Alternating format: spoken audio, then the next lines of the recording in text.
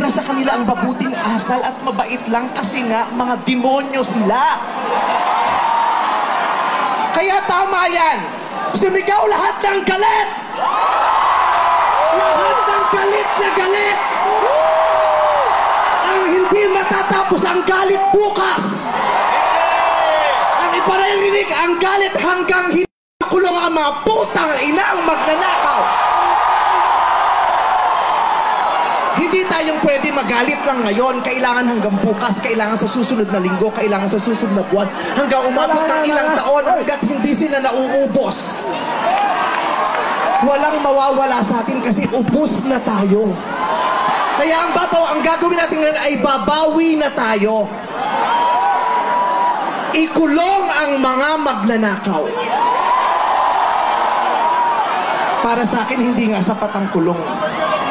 Dapat patayin ang mga korap na magnanakaw. Ibalik ang death penalty para sa mga korap.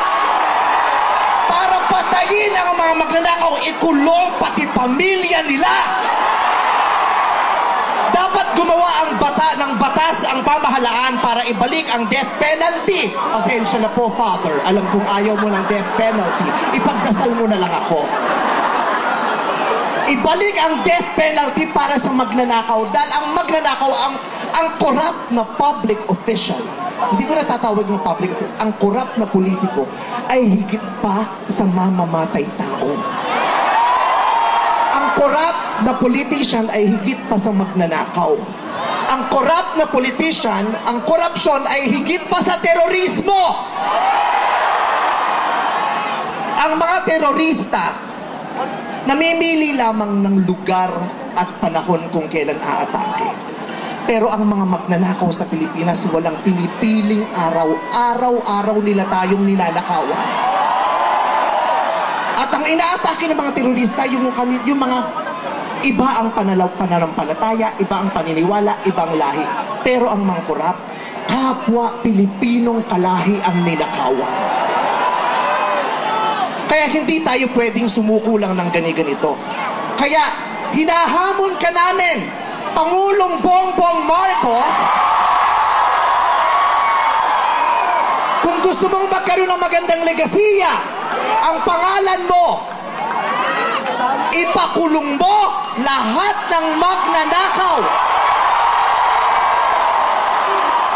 Nakatingin kami sa iyo, Pangulong Bongbong Marcos. At inaasahan ka namin, hindi dahil sa idol ka namin, kundi dahil sinaswelduhan ka namin at inaasahan namin na tutuparin mo ang inuutos naming mga employer mo. Kami ang nagpapasahod sa inyo, tapos na ang panahon na natatakot tayo sa gobyerno. Takutin natin ang gobyerno dahil ang kapangyarihan nasa sa atin, wala sa kanila. Nakatingin kami sa inyo. Ipakulong lahat ipakulong. Bawiin ang mga ari-ari.